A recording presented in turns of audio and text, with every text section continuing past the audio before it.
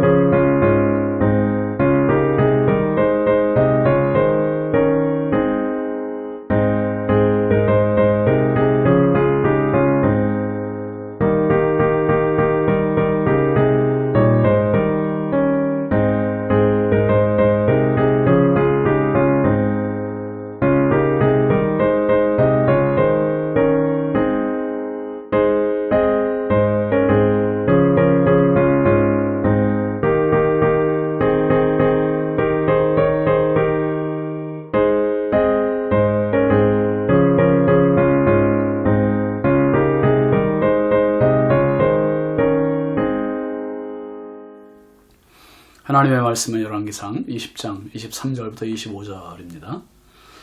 아람 왕의 신하들이 왕께 아뢰되 그들의 신은 산의 신이므로 그들이 우리보다 강하였거니와 우리가 만일 평지에서 그들과 싸우면 반드시 그들보다 강할지라. 또 왕은 이 일을 행하실지니 곧 왕들을 제하여 각각 그곳에서 떠나게 하고 그들 대신에 총독들을 두시고 또 왕의 잃어버린 군대와 같은 군대를 왕을 위하여 보충하고 말은 말대로 병거는 병거대로 보충하고 우리가 평지에서 그들과 싸우면 반드시 그들보다 강하리이다. 왕이 그 말을 듣고 그리하니라. 아멘. 오늘 말씀 제목은 미련을 포기하라 입니다. 미련을 포기하라. 여러분, 성경은 세계의 역사를 담고 있는 책입니다. 그러니까 성경의 스케일이 굉장히 커요. 자녀들에게 성경을 알려준다는 것은 참 아이들에게 비전을 품게 하는 거고요. 이상을 갖게 하는 겁니다. 성경에는 이스라엘을 중심으로 등장했던 많은 나라들 이야기들이 있습니다. 등장했다가 사라지고 특별히 그 사라진 나라들 중에 5대 제국 이야기가 있어요. 5대 제국 이야기가 드러나기도 하고 숨기도 하고 아수르, 바벨론, 페르시아, 헬라, 로마. 이스라엘이 남북으로 나누어지고 북이스라엘을 멸망시켰던 아수르부터 예수님 당시의 로마까지 이 5대 제국 이야기가 성경에 있는데 특별히 5대 제국보다 앞서서 같이 제국으로 가려고 하다 제국이 안 되고 멸망한 나라가 있습니다. 애굽입니다. 애굽. 지금의 이집트지요. 하나님께서 이집트를 향해 바로 왕을 향해서 모세를 통해서 말씀하셨잖아요. 출애굽기 5장 1절 내 백성을 보내라. 내 백성을 보내라 했는데 보내지 않았어요. 결국 버틸 때까지 버틴 거지요. 하나님의 명령을 어기고 오기를 부린 겁니다. 어떻게 됐습니까? 마지막 재앙인 장자의 죽음으로 온 애굽 전역에 통곡 소리가 울려 퍼졌습니다. 그것도 모자라서 출애굽하는 이스라엘을 뒤쫓다가 모든 군사들이 홍해에 다 장사 지내져 되고 장사되고 말았습니다. 결국 이 미련을 버리지 못한 한 지도자 바로 왕에 의해 제국으로 가려던 그 꿈이 수포로 돌아갔습니다. 제국은 다른 나라를 침략하는 나라고 지배하는 나라고 노예로 부리는 나라고 이게 제국입니다. 여러분 하나님의 말씀 야고보 1장 15절 말씀에 뭐라 했습니까? 욕심은 죄를 낳고 죄는 사망을 낳느니라 했습니다. 욕심, 죄, 사망은 다 같은 집안 식구예요. 야고보 사도의 말은 오늘도 여전히 유효한 정확한 말씀입니다. 노름하는 사람들 보면 돈을 잃어도 계속 빚을 내가면서 망할 때까지 가는 이유가 뭡니까? 욕심과 미련을 놓치지 못하기 때문에 그래요. 신앙의 고지가 뭘까요? 신앙의 정상은 내려놓음입니다. 미련을 포기하는 거예요. 자기를 내려놓음, 자기를 부인하는 것, 자기를 비우는 것, 그것이 우리 주님의 마음입니다. 아람왕 베나닷이 술에 취해 방심하다가 이스라엘의 청년 특공대에 의해 혼쭐이 났지요. 그리고 도망을 갔습니다. 이렇게 끝날 베나닷이 그러나 아닙니다. 그의 신하들이 작전을 알려줍니다. 23절 보시면 아람왕의 신하들이 왕께 아뢰되 그들의 신은 산의 신이므로 그들이 우리보다 강하였거니와 우리가 만일 평지에서 그들과 싸우면 반드시 그들보다 강할지라. 아람의 신하들이 알고 있는 이스라엘의 하나님은 어떤 하나님이라 합니까?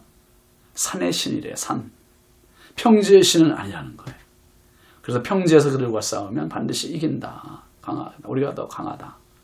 핑계 없는 무덤이 없다는 말 있잖아요. 또 패자는 말이 많다는 말도 있습니다.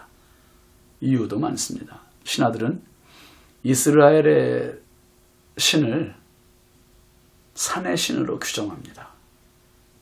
하나님은 그러나 산의 신만이 아니라 땅과 하늘과 온 세계 위에 홀로 위대하신 우주의 하나님, 가장 높으신 하나님이심을 기억하십시오. 시편 기자가 이렇게 고백합니다. 시편 148편 13절 말씀 보면 여호와 이름을 찬양할지어다. 그의 이름이 홀로 높으시며 그의 영광이 땅과 하늘 위에 뛰어나심이로다. 하나님의 이름은 홀로 높으셔요. 그리고 땅과 하늘 위에 뛰어나십니다. 산의 신만이 아니에요.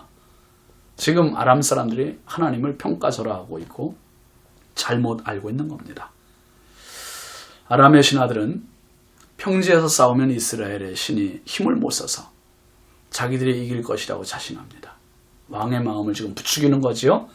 그러면서 또 24절 25절 보면 또 왕은 이 일을 행하실지니 곧 왕들을 제하여 각각 그곳에서 떠나게 하고 그들 대신에 총독들을 두시고 또 왕의 잃어버린 군대와 같은 군대를 왕을 위하여 보충하고 말은 말대로 병거는 병거대로 보충하고 우리가 평지에서 그들과 싸우면 반드시 그들보다 강하리이다. 왕이 그 말을 듣고 그리하니라. 소수 나라의 32명 왕과 함께 지금 지내고 있잖아요. 베나닷이. 근데 지금 신하들의 말은 그 왕들을 다 떠나게 하라는 거예요. 그리고 총독을 두자. 집중력을 갖자는 말이겠지요. 그렇게 건의를 합니다.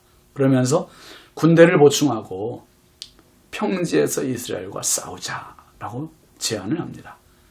하나님에 대한 지식이 없는 베나닷, 그는 신하들의 말에 귀를 기울이고 다시 전쟁 준비를 합니다. 미련입니다.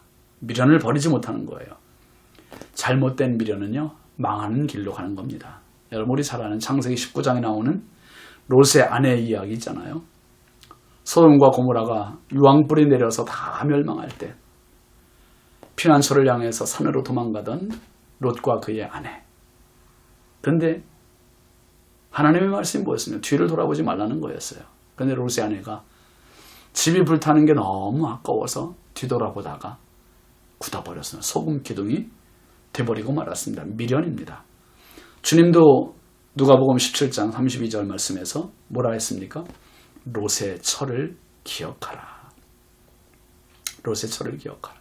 여러분, 세상 것은 미련의 대상이 아니라 내려놓음의 대상이고요. 우리가 진정 미련을 가져야 할 것이 있습니다. 그것은 바로 믿음입니다. 믿음은 절대로 놓으면 안 됩니다. 믿음은 하나님께서 주신 최고의 선물이에요.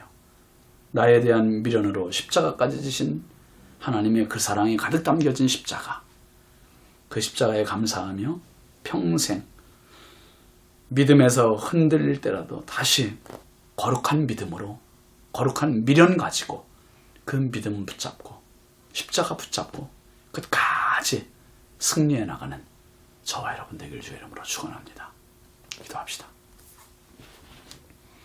하나님 아버지 감사합니다. 벤하닷 왕은 한 번의 패배로 끝나지 않고 또 미련을 가지고 하나님 이스라엘을 쳐들어올 기세를 준비합니다.